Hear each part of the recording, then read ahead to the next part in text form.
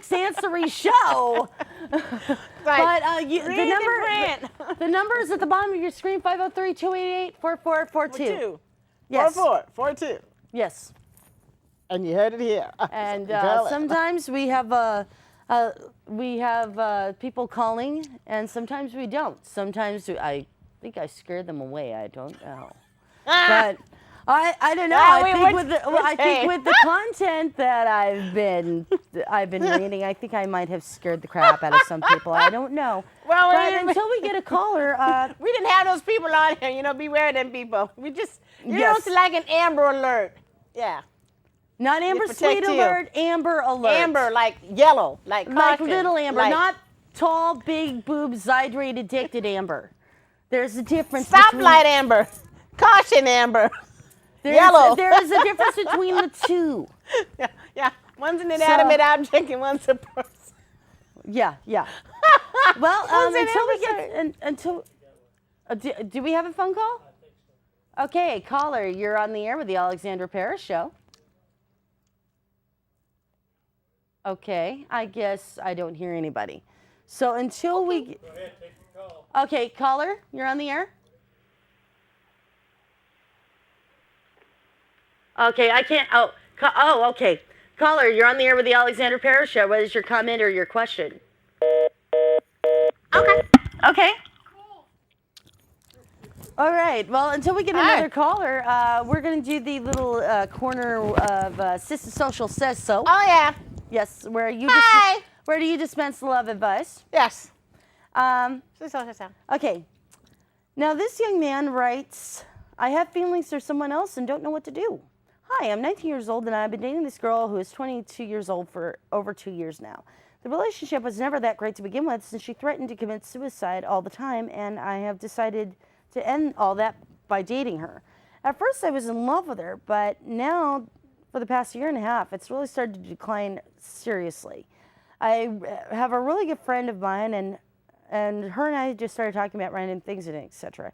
And we're both noticing that we are becoming very attracted to each other because we have so much in common with what we want in a healthy relationship. I mean, it's to the point to where when I go to a friend's house, I have to talk to my girlfriend the entire time when I'm visiting, even when I visit my family. I am so sick of this relationship, but I don't want to break it off for fear that she will start cutting herself or worse, even end her life over it. I am not breaking up with her because of the other girl. I just think of it like this. I just had to cut my losses with my main dish of food before I can even think about dessert. Even if I do somehow, how can I break it off with her? I think after we break up, I will have to wait a while before dating this other girl to give me time to step back and look at the big picture.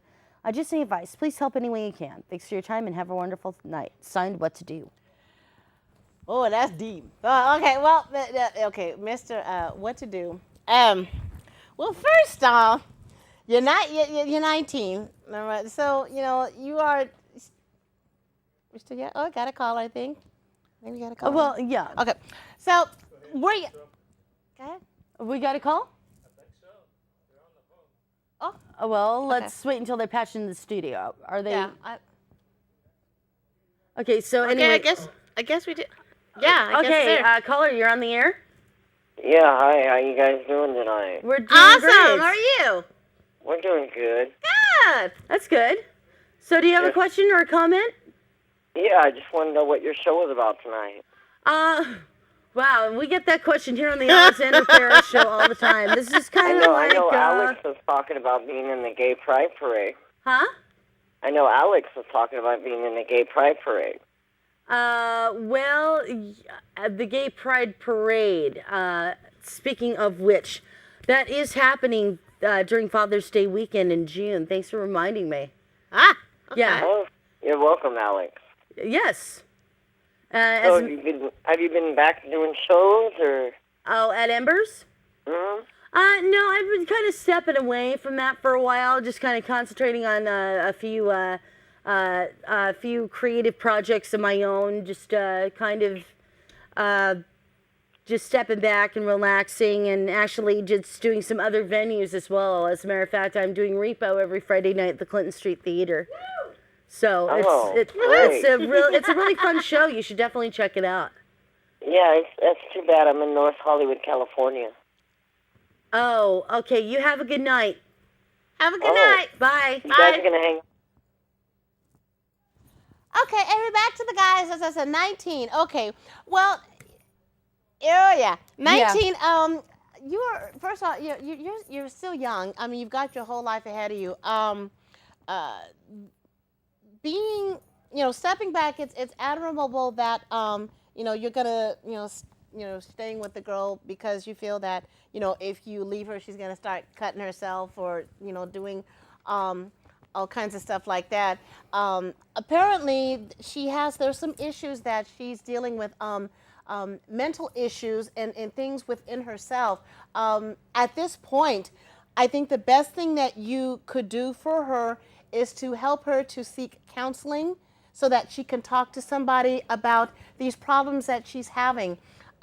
Regardless whether you leave her or not, this is something that she has to deal with within herself.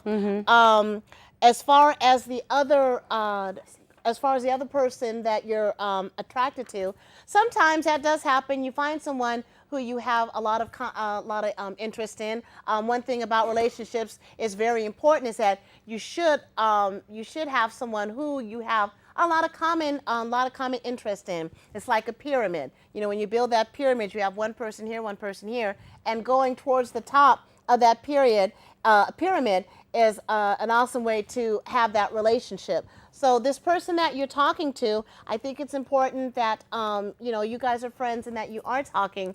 My best advice to you would be, first off, to help get some counseling for this girl that you're seeing, because no matter what you do, even if you pull it away or not, it's not going to go away. The problem's not going to go away, and by you just staying and hanging on for that fear, it's actually going to compound the situation. So, if you have It just makes it worse. it makes it worse. So I would say that in the interest, if you care for her, as you seem to care for her, then caring for her would be to get her some help and get her some counseling, and have someone to talk to her about what's stemming from inside, because these are obviously deep-seated rooted problems that she's having within herself. It could be her, low self-esteem. It could be her home life.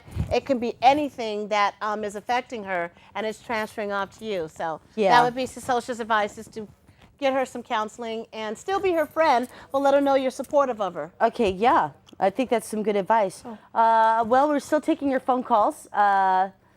It's interesting. We had a phone call from North Hollywood, California. Don't get me started on that. Yeah, we won't get started on that. Don't go there. Yeah. I don't want to say anything else, but so if you want to give us a call, be from Portland, Oregon only. Portland, Oregon. Or from Seattle, or from any other part of the country. Just don't be from North Hollywood, California. Okay, caller, you're on the air with the Alexandra Paris Show.